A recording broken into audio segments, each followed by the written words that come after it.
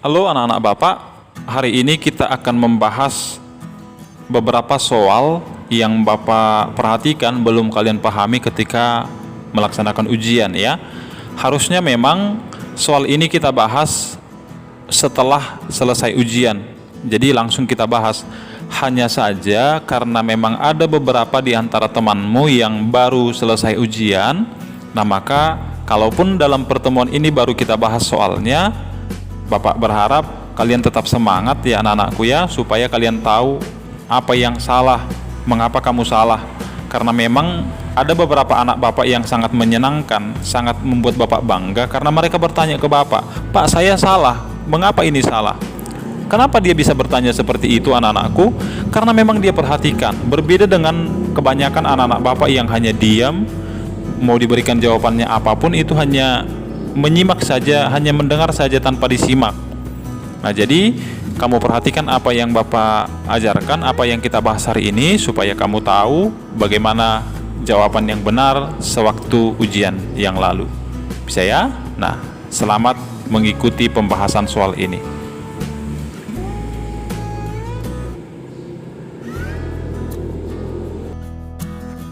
Nah, soal yang pertama yang akan kita bahas adalah soal berikut ini.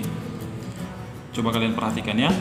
Berikut ini yang merupakan kata baku adalah A. Mempengaruhi, B. Memedulikan, C. Mempedulikan, D. Mengecat. Nah, itu ya soal yang pertama yang kita bahas. Nah, supaya kalian paham anak-anakku, sebenarnya sudah pernah Bapak jelaskan ini. Nah, coba kamu simak kembali penjelasan Bapak berikut ini ya. Untuk menentukan apakah itu kata baku atau tidak, untuk kata berimbuhan, kamu dapat menggunakan afiksasi. Apa itu afiksasi? Afiksasi adalah proses pembubuhan imbuhan pada suatu kata dasar. Pembubuhan imbuhan pada suatu kata dasar. Nah, perhatikan contoh berikut ini. Misalkan ada soal anak-anakku. Mempengaruhi atau memengaruhi, manakah yang baku? Langkah pertama tadi kan kita menggunakan Kamus Besar Bahasa Indonesia. Lalu kan yang menjadi pertanyaannya, bagaimana seandainya kita tidak punya kamus? Atau ketika kita ujian, kita kan tidak mungkin menggunakan kamus. Bagaimana solusinya? Tadi sudah saya katakan, kita gunakan afiksasi. Nah, coba kamu dengarkan, kamu perhatikan ini. Mempengaruhi atau memengaruhi, mana yang benar? Nah, coba perhatikan ya. Kita harus beranjak dari kata dasar. Mempengaruhi atau memengaruhi itu berasal dari kata dasar pengaruh. Ya, ini pengaruh. Nah, coba kamu simak. Pengaruh. Pengaruh huruf pertamanya adalah P. Pengaruh itu huruf pertamanya adalah P. Maka cara menentukannya adalah kita cari 3 kata yang juga dari huruf P, anak-anakku. Kata dasar yang huruf pertamanya juga P. Ini ya. Nah, misalnya apa? Pijat. Dari P ya. Iya, dari P. Ini pengaruh, ini pijat. Dari sama-sama dari P. Yang kedua, paku.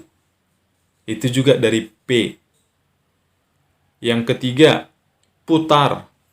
Itu juga sama-sama dari P. Pengaruh P, pijat P, paku P, putar P. Nah, langkah berikutnya bagaimana? Langkah berikutnya adalah kita masukkan ini anak-anakku, kita gabungkan dengan awalan me. Ini kan awalan me ini, me. Nah, misalnya kita pakai pijat. Perhatikan. Me tambah pijat menjadi apa anak-anakku? Memijat kan? Apa pernah kalian berkata mempijat? Tidak kan? Yang benar adalah memijat. Tidak pernah kan kalian mengatakan mempijat? Yang kalian katakan adalah memijat. Yang kedua, sekarang kita masukkan kata paku. Apa yang kita ucapkan? Memaku kan? Me tambah paku itu memaku, bukan mempaku. Mempaku. Itu salah, yang benar adalah memaku. Atau yang ketiga, me tambah putar. Apa yang kita katakan? Memutar. Nah, coba perhatikan. Memijat, memaku, kemudian memutar. Bisa ya? Nah, lalu kesimpulannya apa anak-anakku? Kesimpulannya apa? Coba kamu perhatikan ini. Setiap awalan me, disimak ya baik-baik ya. Setiap awalan me, ketika kita gabungkan dengan kata dasar yang huruf pertamanya P, maka P itu akan luluh atau berubah menjadi M. Ini ya, mohon maaf ini M-nya. Berubah menjadi M. Ini. Jadi dia bukan mempijat tetapi memijat. P sudah berubah menjadi M. Bukan mempaku tetapi memaku. Di sini kamu perhatikan, memijat tidak ada lagi P di situ. Di sini juga seperti itu, tidak ada lagi P. Memputar tidak ada lagi P, yang ada M. Bisa ya? Sekali lagi, maka ketika awalan me digabungkan dengan kata dasar yang huruf pertamanya P, maka P itu akan berubah menjadi M. Nah, dari sini apa yang bisa kita lihat? Maka kesimpulannya adalah setiap kata dasar yang huruf pertamanya P akan berubah menjadi M. Bisa ya? Setiap kata dasar yang huruf pertamanya P akan berubah menjadi M. Lalu kita kembali ke contoh yang tadi. Mana yang benar? Mempengaruhi atau memengaruhi? Nah, tadi kan sudah dikatakan, pengaruh itu berasal dari kata P. Tadi kita sudah sepakat. Kesimpulannya adalah setiap kata dasar yang huruf pertamanya P akan berubah menjadi M. Artinya, ketika ini kita gabungkan dengan awalan me, maka yang benar adalah mengaruhi. Bisa ya? Nah, seperti itu anak-anakku. Jadi nanti kalau misalnya kalian ada kata yang baru, misalnya memperbarui atau memperbaharui, langkah pertama adalah tentukan dulu kata dasarnya. Lalu cari kata dasar yang huruf pertamanya sama. Seperti ini tadi. Nah, bisa ya? Nah, dari penjelasan tadi dapat kita simpulkan anak-anak Bapak. Bagian A, mempengaruhi. Itu adalah penulisan yang salah. Yang benar adalah memengaruhi. Kemudian mempedulikan yang bagian C itu juga salah anak-anakku dari penjelasan tadi. Yang benar adalah memedulikan. Kemudian bagian D, mengecat, sebenarnya adalah mengecat. Jadi yang benar adalah B, memedulikan. Paham ya? Nah, jadi kalau selama ini kamu bertanya-tanya, lu mengapa saya salah ya?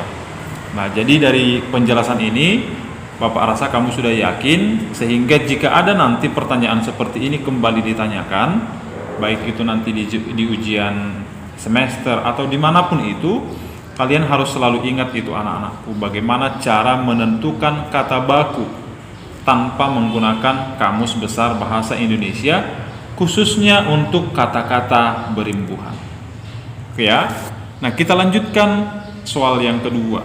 Nah, ini juga masih banyak yang salah, padahal sudah pernah Bapak jelaskan ini. Konjungsi merupakan sinonim dari A, kata depan, B, kata penyerta, C, kata penghubung, D, kata keterangan.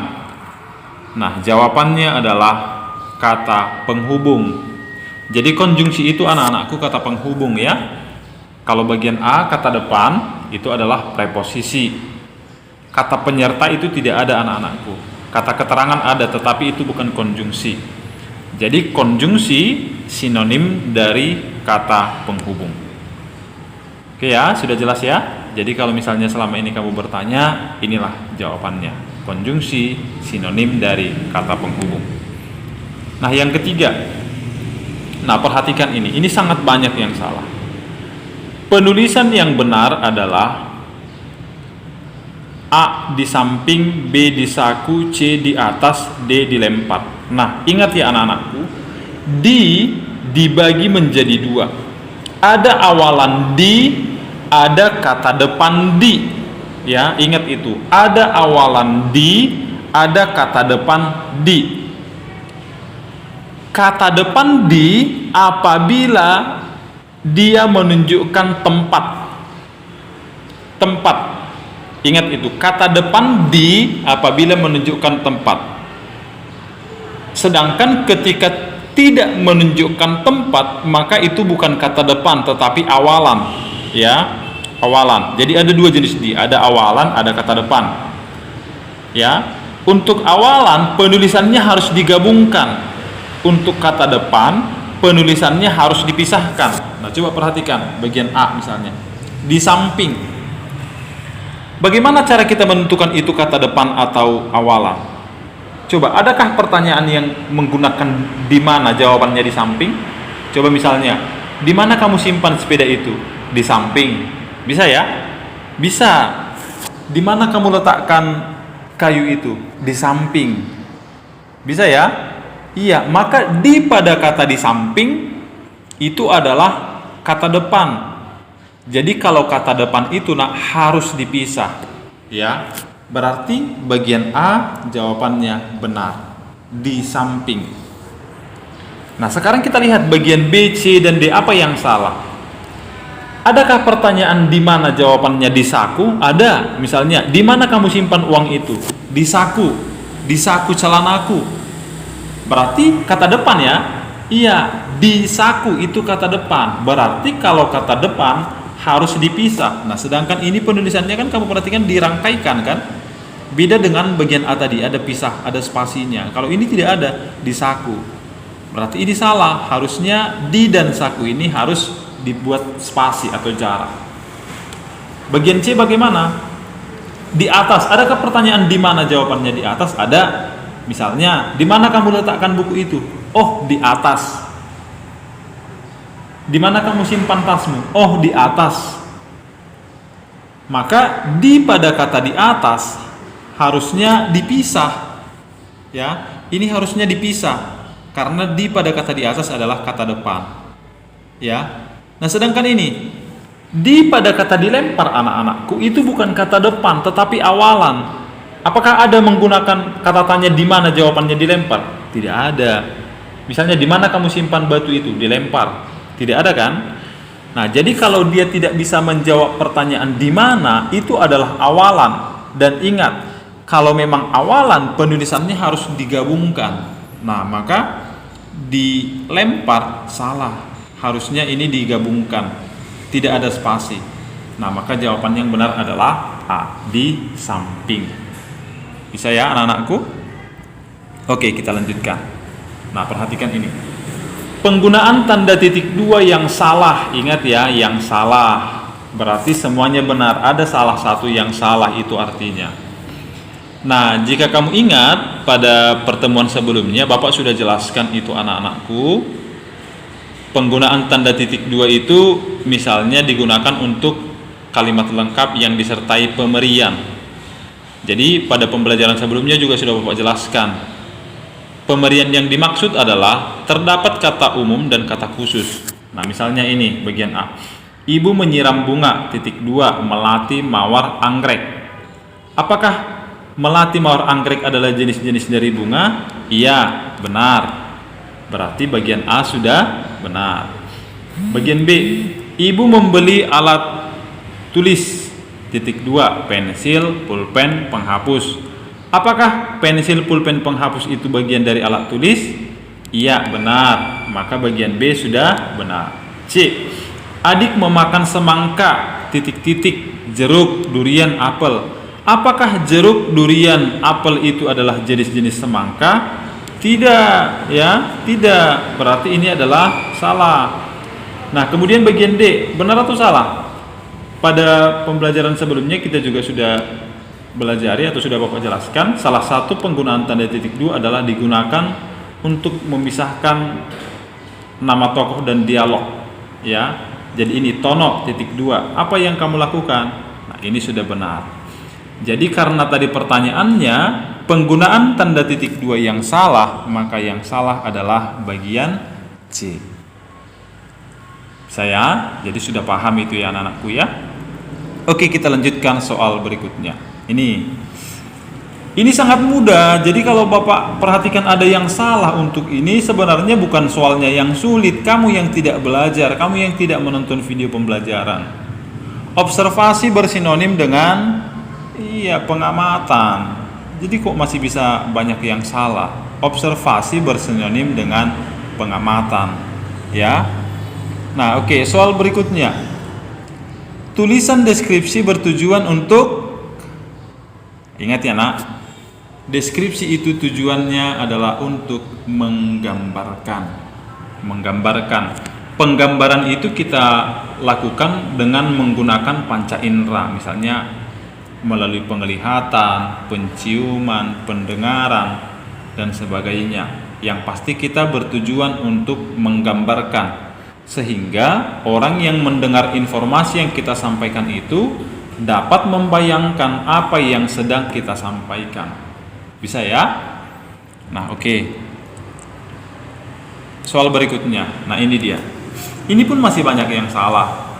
Berikut ini kalimat yang benar adalah, nah coba kita periksa satu persatu ya nak. A. Dan karena dimarahi Tono pergi. Apa yang salah di sini? Nah, coba perhatikan. Ada dua kesalahan di sini. Yang pertama, dan karena ini tidak diperbolehkan nak digunakan secara bersamaan, dua-duanya berbarengan. Ini tidak bisa ya, atau bersamaan. Mengapa tidak bisa? Karena dan karena itu merupakan sama-sama kata penghubung, dan ini tidak diperbolehkan. Kemudian yang kedua, Bapak sudah jelaskan kemarin, dan karena itu tidak diperbolehkan digunakan di awal kalimat. Maka bagian A adalah kalimat yang salah. Nah, bagian B, Tono sudah pergi ke sekolah. Apa yang salah? Ini nakku, pergi, harusnya pergi. Ya, Tono sudah pergi ke sekolah, harusnya seperti itu. Nah, sekarang bagian C, Tono sudah pergi ke sekolah. Ini sudah benar? Ini tadi pergi kita ganti menjadi pergi. Sudah benar? Iya, masih salah juga anak-anak Bapak. Memang pergi sudah dia ganti, pergi sudah diganti dengan kata pergi. Tetapi coba kamu perhatikan, ke sekolah. Ke dan sekolah itu harusnya dipisah. Ya, ke dan sekolah itu harusnya dipisah. Maka Tono sudah pergi ke sekolah. Maka jawaban yang benar adalah D. Bisa ya anakku ya? Nah, kita lanjutkan soal berikutnya. Ini dia.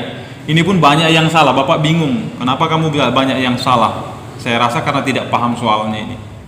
Coba simak baik-baik. Kesalahan konjungsi terdapat pada kalimat. Konjungsi kan kata penghubung. Nah, jadi sudah Bapak tandai di sini menggunakan garis warna kuning. Di kalimat pertama konjungsinya adalah dan. Kedua, walaupun. Ketiga, karena. Keempat, tetapi. Nah, coba perhatikan bagian A. Ayah dan ibu adalah pekerja bangunan. Ya, tidak ada yang salah ya. Tidak ada yang salah. Ya, memang benar penggunaan konjungsinya. Nah, bagian B. Rini tetap semangat walaupun dia sehat. Rini tetap semangat walaupun dia sehat. Nah, ini adalah penggunaan konjungsi yang salah. Mengapa salah? Coba kamu perhatikan. Rini tetap semangat walaupun dia sehat. Walaupun itu digunakan untuk menyatakan sesuatu yang bertentangan. Harusnya bagaimana? Rini tetap terlihat lemas walaupun dia sehat. Nah, itu baru bisa. Atau Rini tetap semangat karena dia sehat. Nah, walaupun ini salah. Ya, walaupun itu salah. Ingat ya, walaupun kita gunakan untuk menyatakan dua hal yang sifatnya bertentangan.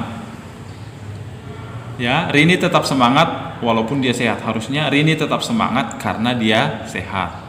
Gitu ya. Nah, C, David terlambat karena rumahnya banjir. Itu benar. D, Bapak guru sudah di sekolah tetapi belum masuk kelas. Nah, memang itu kebiasaan yang salah memang ya. Nah, tetapi secara penulisan kalimat ini sudah benar. Nah, jadi jawaban yang paling benar tentang kalimat yang salah adalah B. Ini yang masih salah. Rini tetap semangat walaupun dia sehat. Ini salah ya. Oke. Nah, ini perhatikan. Ini ada sedikit kesalahan Bapak waktu membuat kunci jawabannya anakku ya. Jadi simak baik-baik. Ada memang anak-anak Bapak yang menyimak dengan baik sehingga dia tahu bertanya kepada Bapak ya. Hari ini hujan sangat deras, titik-titik medan banjir. Nah, jadi sebenarnya ada dua jawaban yang benar di sini anakku ya. Hari ini hujan sangat deras, bisa kita gunakan sehingga medan banjir. Hari ini hujan sangat deras sehingga medan banjir. Atau yang kedua, hari ini hujan sangat deras, akibatnya medan banjir. Nah, jadi anak-anak Bapak yang menjawab C ataupun D itu nanti akan Bapak benarkan ya. Jadi nilaimu nanti akan Bapak perbaiki. Sekali lagi terima kasih buat anak-anakku yang sudah memperhatikan ini sehingga Bapak juga mengingat kembali, oh ternyata Bapak yang salah membuat kunci jawaban. Oke? Nah ini dia soal yang terakhir. Pasangan kata umum dan kata khusus adalah, nah ini coba kita cek bagian A. Bunga, cantik, wangi. Apakah cantik dan wangi itu jenis-jenis dari bunga? Oh tidak. Nih, mawar merah, mawar putih. Apakah itu jenis-jenis dari bunga? Iya, betul. Tetapi harusnya di sini bukan bunga, tetapi apa? Mawar harusnya di sini. Mawar merah, mawar putih. Kemudian C, bunga, melati, mawar, anggrek. Apakah melati, mawar, anggrek itu jenis-jenis dari bunga? Iya. D, mawar, cantik. Apakah mawar dan cantik itu jenis-jenis dari bunga? Tidak. Ya. Nah, maka jawaban yang benar adalah C, bunga. Titik 2, melati, mawar, anggrek. Bisa ya anak-anakku ya? Oke. Nah, jadi demikianlah pembahasan soal untuk hari ini. Terima